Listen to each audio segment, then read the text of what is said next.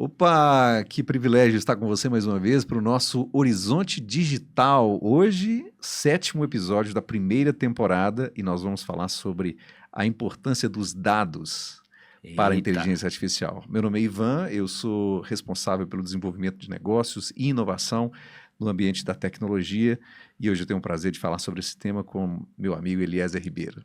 muito bom. Eu sou Eliezer Ribeiro, cientista social, cientista de dados e head de inteligência artificial da Provider IT. Estou muito animado, Ivan, para a gente bater esse papo aqui hoje, que a gente já, inclusive, prometeu essa conversa em outros episódios, né? Então, hoje nós vamos falar do impacto, né, e da importância dos dados para a IA.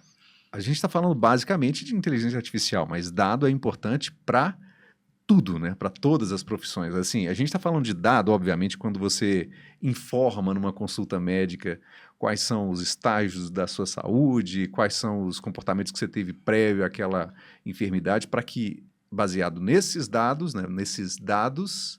né, haja, de alguma forma, além disso, também os dados que são dados de exames e aí vai, você ter um diagnóstico para o que você está vivendo, né?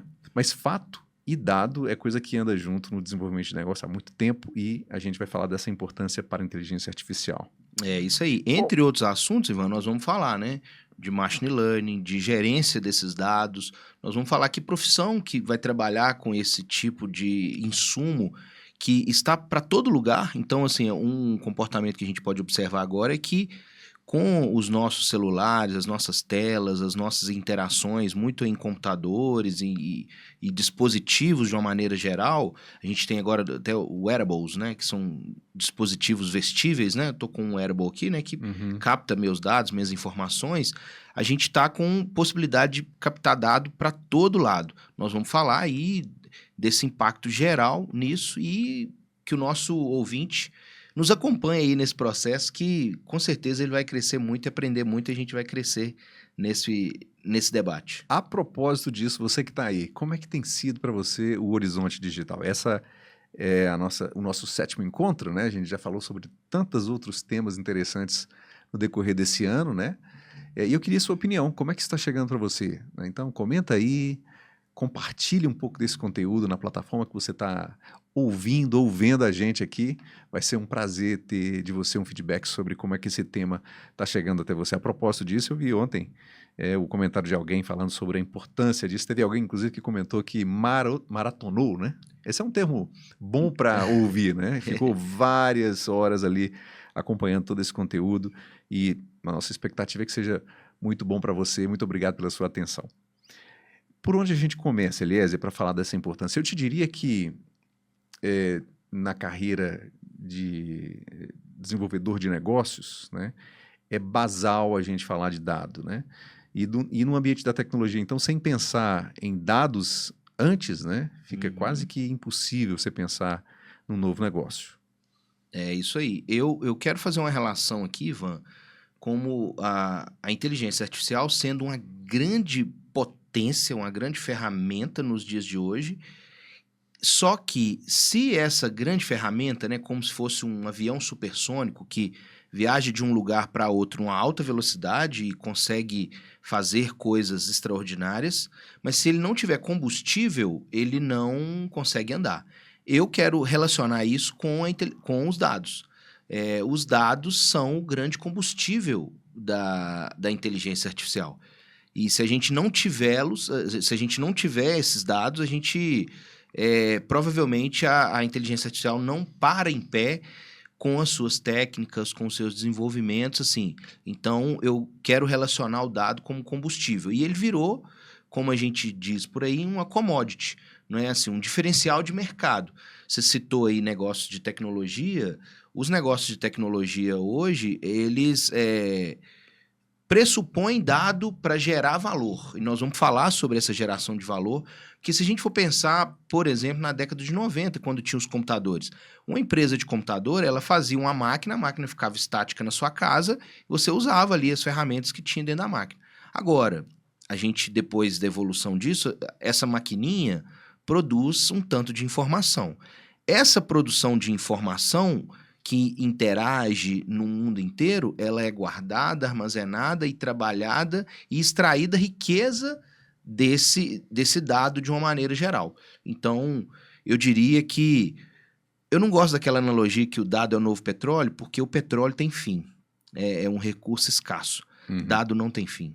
Dado é um recurso exponencial, né? Uhum. Você me faz pensar sobre, e aí a analogia naturalmente, né? O avião que necessita do combustível, né? Que ele é alimentado e de todos os dados que não vêm fruto necessariamente daquele combustível, né? O dado que está lá o vento, o dado da rota, né? E questões climáticas são coisas super importantes nisso, mas imagina o tanto mais de informação que tem, que está sendo absorvida ali, né, nos sensores de um avião. É muita coisa, né, cara? Aí é interessante porque quando você pega isso tudo interagindo e você cria mecanismos, usa técnicas para relacionar todas essas informações, todos esses dados, isso gera uma riqueza, assim, enorme, né? Isso gera um valor, assim, absurdo. E tudo isso, ô Ivan, também, a gente percebe que, assim, tem uma frase na tecnologia que é assim, o software vai engolir o mundo, vai comer o mundo. O que é isso? Assim, é quando tudo virar um dispositivo de medir as coisas. Então, assim, Não, você pensa que, assim, a minha roupa daqui uns dias vai virar software, a minha uhum. comida, né, o meu prato vai ser um prato com um software para medir caloria da comida, medir uma série de coisas.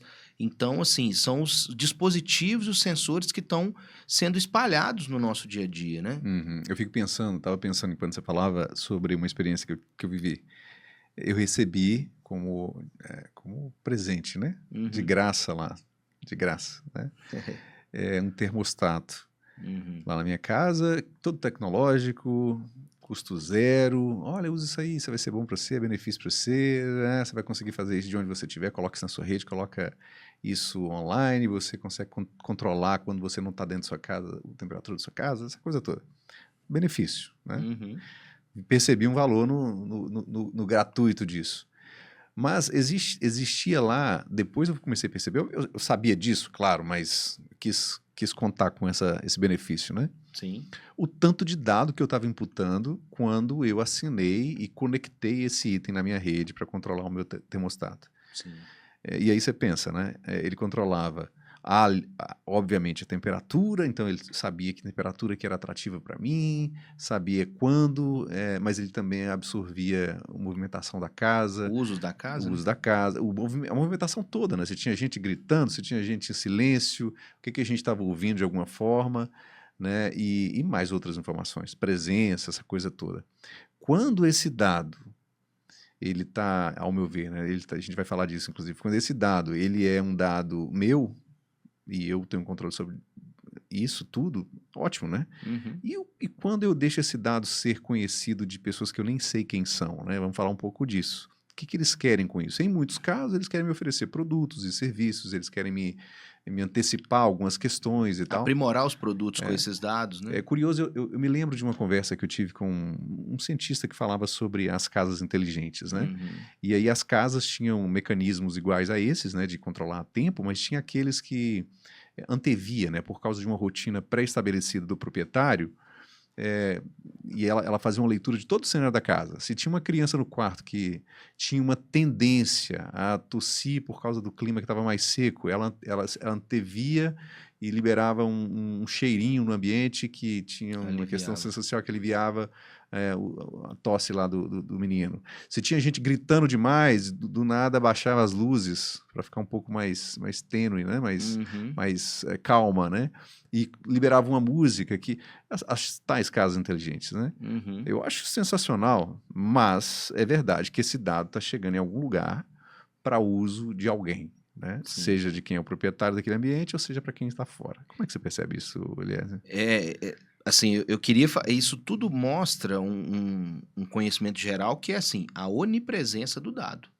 Está em Então, todo assim, lugar. a gente tem aí captadores em todos os lugares. Inclusive, tem uma história muito engraçada que o cara morava numa casa inteligente e aí a casa abria por reconhecimento de voz e tal. E aí o cara foi no dentista. Aí fez lá Um um procedimento. procedimento, deu uma anestesia, e isso mudou a voz dele toda, né? E aí ele chegou em casa, estava chovendo, Como é que entra agora? ele foi, né? Open the door, open the door. e a porta não abria. Uaio, né? E aí, porque não reconhecia a voz dele, né? Aham. Ivan, assim, o seu relato, ele tem, assim, muitas camadas de complexidade, porque a primeira questão é quando você não está pagando por algo, você é o produto, né? Então, Uhum.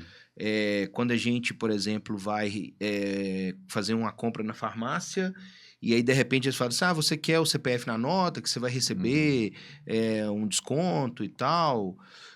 Tudo isso é um valor que você está transferindo porque ele tem acesso à sua privacidade. Uhum. Então, assim, um dos dilemas do mundo moderno é a privacidade dos dados, né? Então, a gente tem que garantir a privacidade desses dados.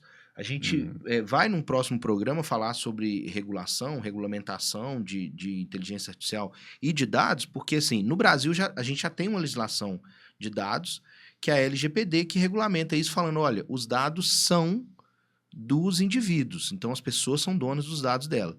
Então, quando você tá usando um site e você fala assim, olha, não quero que você use meus dados. Já viu que tem lá aceitar ou não aceitar e tal?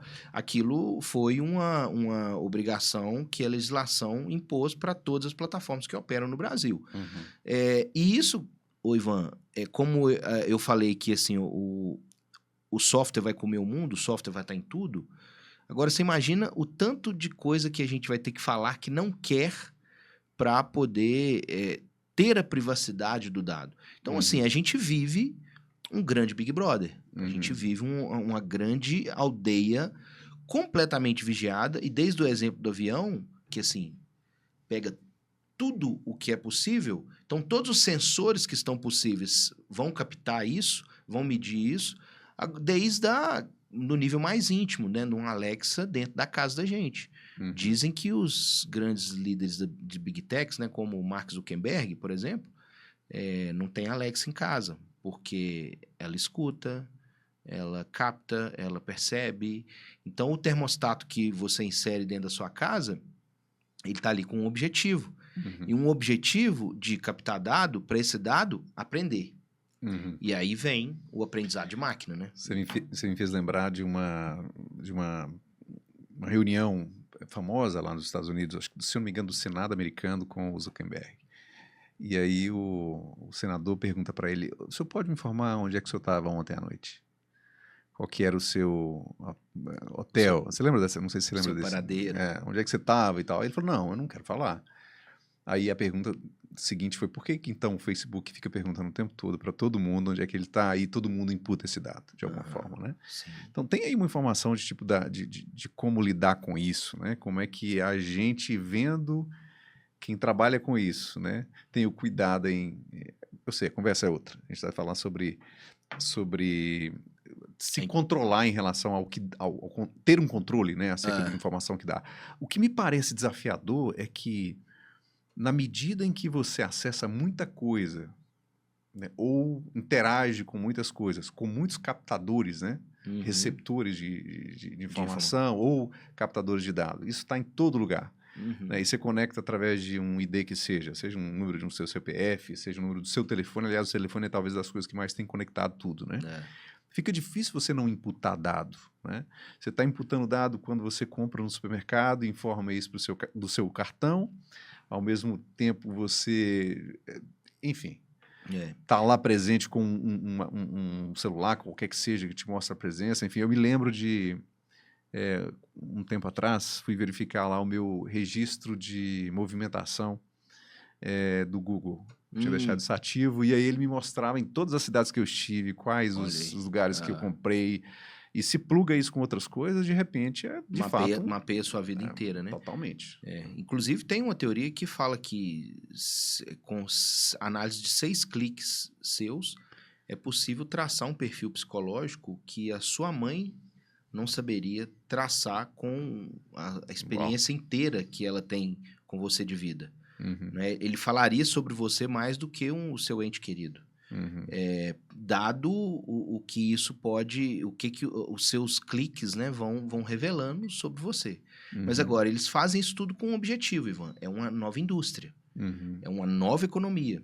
Uhum. Eu falo isso porque é toda uma nova indústria que cresce, se desenvolve baseado no aprendizado dessas informações. Porque se a gente vai pensar um conjunto de dados, ele tem um padrão.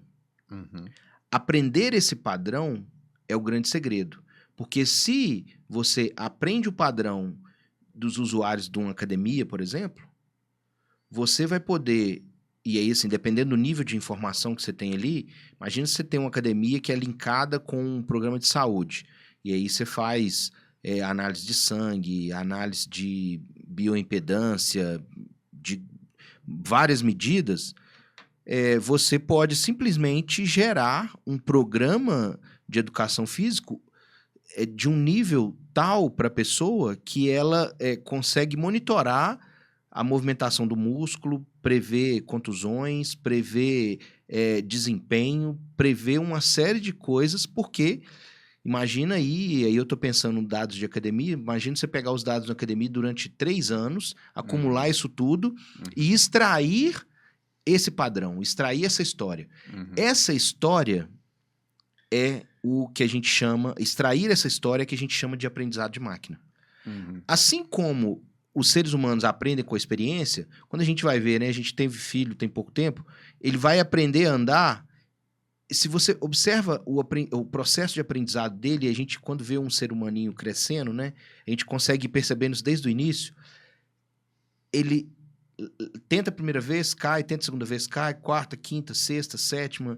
E aí, assim, até que ele vai, consegue se escorar, firmou as pernas. Depois de firmar as pernas, ele consegue se equilibrar. Depois ele consegue pegar com a mãozinha e ir andando até chegar ao ponto que ele anda sem a ajuda de nenhum artifício. Uhum. Ele aprendeu. Uhum. O aprendizado de máquina é isso. Ele aprende como os humanos aprendem com a experiência, o aprendizado de máquina aprende com os dados. E aí tá aí a grande riqueza. Que você tava... Não, eu estava pensando aqui agora sobre um filme que acabaram de lançar, estava no cinema até pouco tempo atrás, chama Robô Selvagem. Já viu esse filme? Robô Selvagem? É. Olha, primeiro... eu me lembro de um filme que você me indicou, Ivan, que impactou muito a minha vida. O Ivan é um cara, né, cabeça, né? Na Natureza Selvagem, que é um filme maravilhoso. Sensacional. Com a trilha sonora do Ed Wood, que assim, vale muito a pena. Vale muito a pena. Assistam esse filme. A história do Robô Selvagem, que eu não vou fazer nenhum spoiler aqui, que vale a pena você ver, é uma história de um robô, né, em outro tempo aí, que vai aprender com os animais na floresta, e o aprendizado dele transforma ele em um quase humano, digamos assim, um quase animal, né? Naquela floresta. E ele vai... Tem que ver o filme. Não posso falar de tudo, né? Não vai ser legal. Eu sou da geração que essa coisa de spoiler é bobagem, né? Porque, você imagina que, né, na década de 90 todo mundo via o mesmo filme, né? Então não tinha essa coisa de spoiler, né? E aí era pouco filme, né? Não tinha tanta opção. Isso é coisa da nova geração. Mas uma cena lá curiosa, e essa eu posso compartilhar, é que é o seguinte, ele então cai em uma floresta, e aí ele vai ter contato com os animais, e aí ele não consegue falar a língua, obviamente ele não fala a língua dos animais, ninguém fala, né? Ele não tem as mesmas expertises que os animais têm na sua especificidade, enfim, não voa, não come o que come os animais, não interage como interage, enfim. Só que ele para para o aprendizado. Eu percebi, essa parada para o aprendizado é uma parada de observação, de absorção de dados de todo tipo, e de repente ele está lá, ele se torna uma solução para a floresta inteira, e no final de tudo, né, ele se torna de fato o salvador daquela comunidade inteira de animais. Vale a pena a dica. Com uma visão até romantizada, né? Me parece que é uma impressão minha, me parece que quem produziu o filme produziu nessa estrutura inteira exatamente para que a gente tivesse essa simpatia ao robô selvagem que se torna uma solução para os animais. Essa vai ser a mensagem, ao meu ver, do futuro, os robôs serem considerados como salvadores das nossas pátrias, digamos assim. Dos nossos problemas, Mas das nossas mazelas, né? vale a reflexão, mas eu diria que o que é interessante aqui é sobre a capacidade que os robôs, que as máquinas têm pela repetição, pela absorção do dado, pelo trato do dado, né? E a Uhum. gente fala, inclusive, de valor de dado, porque você pensa comigo, Eliese, esse dado que está sendo imputado para uma máquina, ele é imputado para um humano também. Mas nem sempre o humano tem a capacidade, ou talvez não para isso, né? Ou simplesmente não consegue processar isso tudo, Não né, Ivan? processa com a mesma... Não é assim, a gente tá vendo...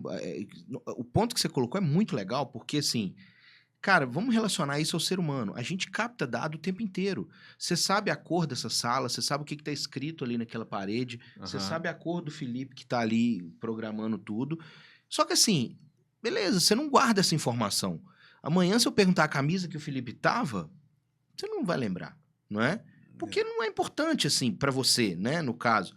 E você imagina você poder guardar toda a informação Aham. de uma floresta. Você imagina você poder guardar toda a informação, ou o máximo de informação possível de um uso de um avião supersônico. Uhum. Isso é uma questão, assim, impressionante, Sim. não é? E aí você pegar a sua analogia do robô selvagem, né? O robô na floresta, ele conseguir, imagina só, não só perceber, como aprender, como medir tudo aquilo. Igual assim, eu agora estou sentindo mais confortável, mais fresco, porque tem um ar-condicionado aqui. Mas eu não sei quantos graus que tá. Um robô saberia exatamente em quantos graus tá. A umidade, qual que é, e assim por diante. Agora, você imagina, porque esse dado, ele ocupa um espaço. Uhum. Você imagina como guardar isso. Uhum. Você pensa como, né, o seu robô lá, ele tinha um HD onde ele guardava isso e processava isso. Uhum. Como é que a gente vai conseguir, por exemplo, processar isso tudo? Né, lidar com isso tudo? E aí é a nova geração que a gente tem do chamado Big Data. Uhum. Agora a gente trabalha... Eu trabalho com dados desde 2003, 2004, mas... Ivan, nos meus modelos estatísticos, eu trabalhava com dados de criminalidade, uma planilha de 200 mil linhas, 200 né? mil linhas. Agora sim, Isso por devia último... ser a herança do MySQL, provavelmente. Exatamente. Não se fala mais isso. Né? Eu nem usava MySQL, eu usava o Excel junto com o SPSS, que era um programa de software na época. Eu já trabalhei agora nos últimos anos com base de dados de 30 milhões de linhas. E aí, assim, um computador comum, caseiro, né, sei lá, um computador pessoal, não processa isso. Não é? Você vai lá rodar 30 milhões de linhas, ele trava, porque não tem memória e capacidade para isso. E aí a gente tem uma série de infraestruturas que estão possibilitando isso hoje. Então, primeiro assim, olha, então você tem a computação em nuvem. Então você tem um computador em nuvem onde você processa isso. Agora você tem, por exemplo, a Edge Computer, que é assim, a computação de borda, né? Que é você, por exemplo, processar o dado, como é pouquinho, você processar aquele dado no seu celular, no seu dispositivo, e aí conseguir processar isso tudo. Ou então, descentralizar esse processamento, ao mesmo tempo que, olha... Tem um data center aqui que não está sendo usado nesse período, eu posso usar essa capacidade para processar dados de outros lugares. Então tem toda uma arquitetura, Ivan, também que está sendo construída em torno disso para dar suporte a tudo isso que está sendo feito e que cada vez mais, assim, como eu falei, assim, o dado ele é exponencial, ele não vai ter fim. Ele não é um recurso finito. Ele vai ser um recurso infinito, porque a gente está aumentando cada vez mais as nossas possibilidades. Então, a gente está pensando nessa infraestrutura também, tudo isso é um negócio, tudo isso é uma oportunidade, tudo isso é valor. Tudo isso é, de alguma maneira, um ativo dentro da nova economia. Eu fico pensando sobre assim, durante muito tempo a preocupação nossa seria com a aprovação do cookie, né? Que é a aprovação de Cookies se, de terceiros, se né? posso ou não liberar o meu dado quando eu acesso um site, se eu aprovo ou não me rastrear num aplicativo que seja, e ótimo, tá? Não aprovar se você não quer, ou aprovar se você quiser pelos benefícios que você vai ter em torno disso. Mas certo é que isso já não é mais o que delimita, porque o dado está sendo absorvido em todo lugar. Tá sendo Se captado. você vai num transporte com um aplicativo, né? Se você utiliza um relógio, se usa um celular, se você, enfim, o seu dado está sendo inserido, ainda que sem o seu consentimento, de alguma forma em algum lugar, e esse dado ele tem um valor inimaginável, né? Uhum. Eu falo, e assim, acho que a gente tem essa conexão aqui para falar, Eliezer, que é importante que a gente tenha conhecimento dos dados que a gente produz e faça uso bom disso para o seu próprio benefício. Uhum. Porque se é tão valoroso assim para a indústria, para as outras, Pra para projetos, né? projetos e para todo mundo, por que a gente lida com isso às vezes de forma tão Casual, né? casual e ineficaz? Eu fico pensando, por exemplo, aí falando um exemplo muito prático, né? Pensa se você faz uma boa gestão dos dados que você tem financeiros, Uhum. ok? Você tem um orçamento, você tem uma despesa, né? Você tem uma tendência de consumo que seja, se você faz uma boa gestão disso, é possível que você tenha mais controle Numa vida sobre boa, isso, numa inclusive. vida. Né? E aí, se você tem controle, tendo pouco ou tendo muito, indiferente disso, se você faz boa gestão de tudo isso, né, você vai tirar um benefício daí.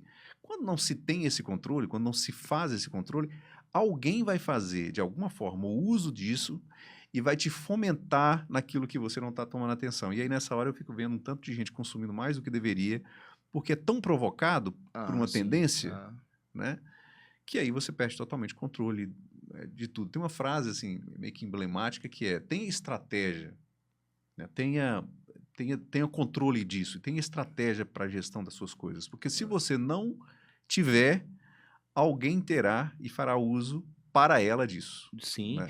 Se a gente for pensar a vida das pessoas hoje, o que uma pessoa vê de propaganda durante um dia era o que uma pessoa assistia de propaganda há 40 anos atrás na vida inteira.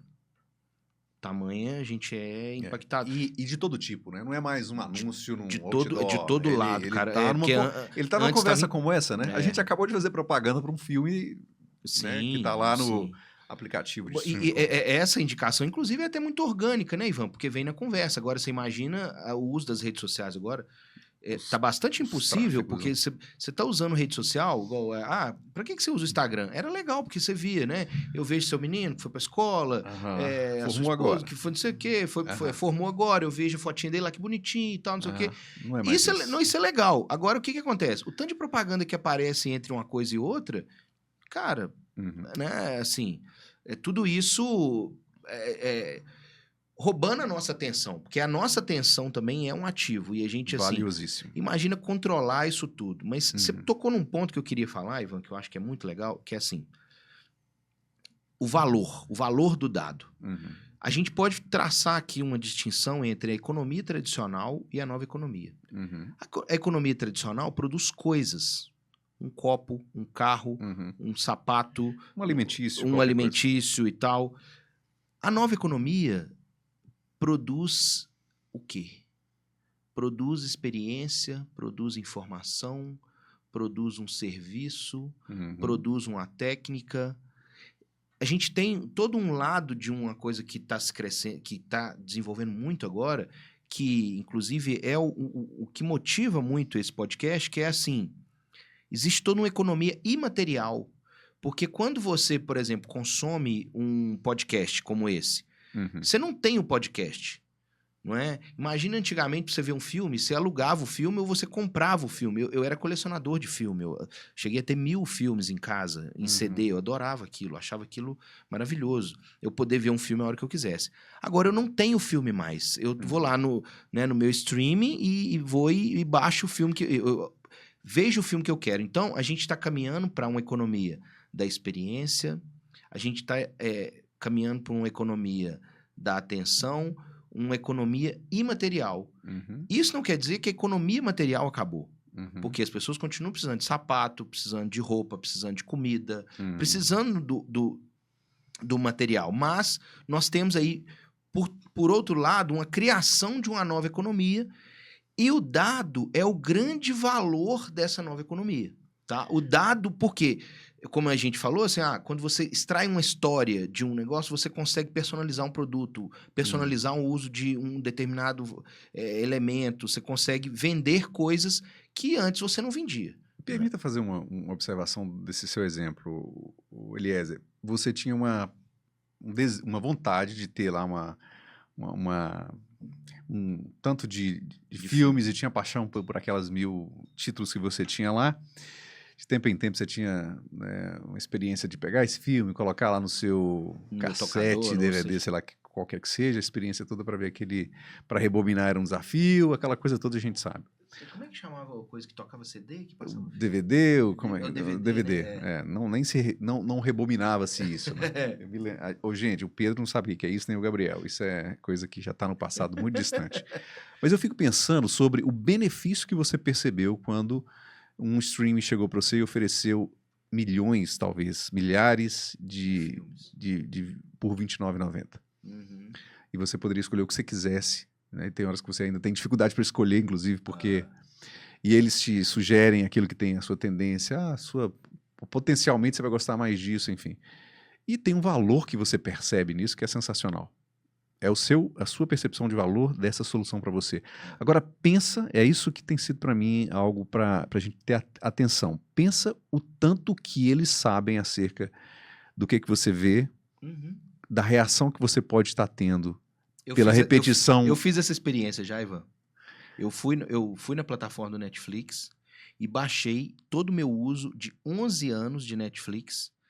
E eu consegui perceber claramente, porque aí eu pedi isso, aí eles me mandam essa base de dados, e aí eu percebi como que mudou o meu fluxo de uso de filme. Porque antes, assim, eu assistia vários... aí eu assisti lá a série Friends, assisti lá não sei o que e tal. Quando as crianças nasceram, tem lá um ano, acho que é 2019, não sei...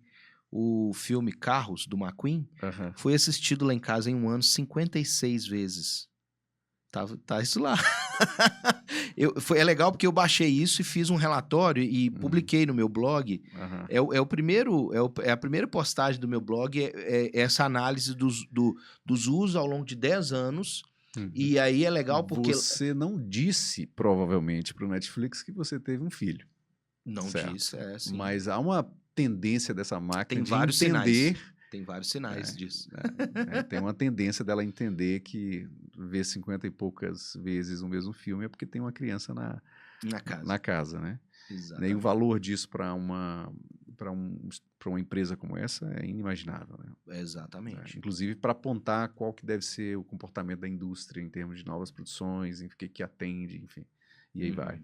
Não é à toa que muita coisa que a gente está vendo hoje, né, é fruto, né, de dados que foram avaliados e analisados e a tendência era que a gente iria ter mais interesse nesses temas. E um deles que eu estou vendo agora, vi algumas vezes também, acho que a gente não viu 50 e poucas vezes em casa ainda não, é o primeiro e o segundo filme do Divertidamente, né, que tem Meus meninos estão apaixonados com isso. E a gente sabe que tem todo um dado que foi imputado acerca disso, tanto que tem coisas que a gente vê lá que fala, poxa vida, isso aqui sou eu.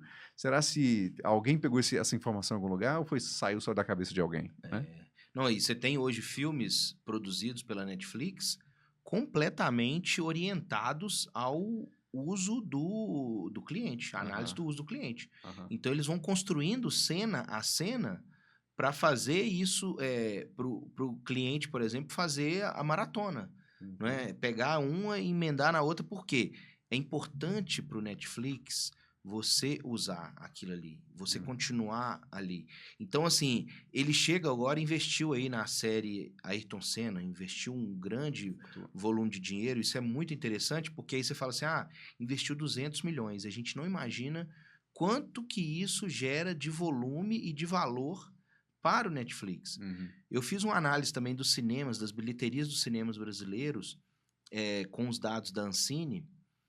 Cara, a movimentação de dinheiro em real em 10 anos, deu mais de 1 trilhão. Então, assim, a gente percebe que, assim, a gente, na verdade, não percebe, né? Eu indo no cinema, igual eu fui no cinema assistir domingo Moana com as crianças, e aí cheguei lá, paguei lá o valor e tal. O montante disso dá uma conta estrondosa, impressionante. Então, assim, aí a gente não percebe, por exemplo, como, o que é investir num filme, o que é fazer uma série, porque, assim, tem gente que está fazendo conta disso, né, Ivan? Tem gente que está analisando isso e pensando isso. Aliás, eu ia entrar nessa questão da infraestrutura e a gestão dos dados, né? Sim. E depois a gente pode até juntar esses dois temas para falar sobre profissões que tratam especificamente de dados. E se de fato isso é, uma vez que, como a gente falou, a importância disso tudo, né, para inteligência artificial, para negócios, enfim, se é de fato uma profissão para o futuro, as pessoas que lidam com dados, ou se são as máquinas que vão lidar com dados, ou se é um híbrido disso, né? Eu vejo como um híbrido disso, Ivan, porque assim, as máquinas estão cada vez mais sendo mais preparadas e poderosas para tratar o dado, para gerar os insights nos dados, ela mesma sem ser programada. Só que a máquina ela não tem sabedoria, a máquina não tem, ela não consegue muitas vezes relacionar várias coisas que estão no ambiente que o ser humano consegue fazer. Então, primeiro a gente pensar assim, onde a gente guarda isso. Então, onde a gente guarda isso é uma nova profissão, é uma nova oportunidade, é um novo negócio. Infraestrutura. Então você vê, por exemplo, assim, é à toa que a Amazon está investindo em grandes data centers no Brasil? Não é à toa. Porque o Brasil tem uma posição estratégica importante, tem energia limpa e barata, então sobra determinada quantidade de energia. Então, assim, data centers, assim, e tem um pessoal que trabalha ali dentro. Não é? Assim, tem um pessoal que mantém aquilo ali. Então, isso são novas profissões. E aí, assim, tudo isso também gera uma outra problemática, primeiro, assim, de gestão dessas informações. Então, a gente tem um conjunto de regras para lidar com essas informações. A gente tem, por exemplo, novas funções, como o DPO, que garante a privacidade dos dados dentro de empresas que trabalham com dados. Empresas que trabalham com dados hoje precisam ter departamentos que lidam especificamente com aquilo, gente treinada para lidar com aquilo. E aí, assim, se a gente for pensar hoje também, assim, a gente tem um conjunto de profissionais que estão sendo demandados disso. A gente estava conversando antes mesmo, né, Ivan? Assim, cara, privacidade de dados. Um advogado que vai trabalhar a ética de dados em inteligência artificial, ou um sociólogo para lidar com isso. Eu participei de um processo seletivo para uma grande empresa aqui no Brasil para analisar o viés em dados do ponto de vista sociológico. Eles faziam, era uma empresa de reconhecimento facial, que ela tirava muitas, né? Imagina você quando liga seu celular, faz o reconhecimento, quando você vai abrir o seu aplicativo do banco, faz o reconhecimento e tal. E aí a gente tem uma informação que é um dos grandes perigos, que é o viés algoritmo. Por que abre mais de pessoa jovem do que de pessoa idosa? Por que abre mais de pessoa branca do que pessoa negra? Então, por que abre mais de um ocidental do que um asiático? E os dados, eles refletem a nossa sociedade. E os viés que tem na nossa sociedade, se a gente não tomar cuidado, esses viés vão para o dado. E aí existe hoje, inclusive, profissões para lidar com esses viés. O viés no dado é uma preocupação de empresas que usam dado como negócio, como valor. Então, assim, é importante o nosso ouvinte prestar atenção nisso, porque profissões como engenheiro de dados, que vai preocupar como vai armazenar esse dado, arquiteto de dados, que vai estar trabalhando junto nisso para guardar essa quantidade de informação e processar ela, cientista de dados, que para mim é a profissão do futuro, não é? E aí, assim, engenheiro de machine learning, o cara que vai trabalhar com ética em inteligência artificial e dados, é um conjunto de novas profissões que estão aí no mercado e os nossos jovens estão sendo mobilizados a estudarem isso, né? Pensando aqui, engenheiro, arquiteto, advogado, enfim, entre outras profissões. Eram sempre profissões relacionadas a uma natureza disso. O engenheiro que pensava na Isso. engenharia, né? Isso aí. O arquiteto da mesma forma. No bem-estar. O advogado que pensava nas leis e tal. E hoje está todo mundo falando de necessariamente a mesma coisa, né? É dado. Aham. Minerar, né? Eu fico pensando na engenharia de minas, né? Você Uhum. pensar em minerar para o engenheiro de mina era ir lá, abre uma floresta, prepara tudo, o maquinário todo para minerar dali, tirar daquilo um valor. Hoje são big datas que são verdadeiras minas para É isso aí. geração de novos negócios, Essa geração de expressão, valores. inclusive, Né? era muito comum. Mineração de dados.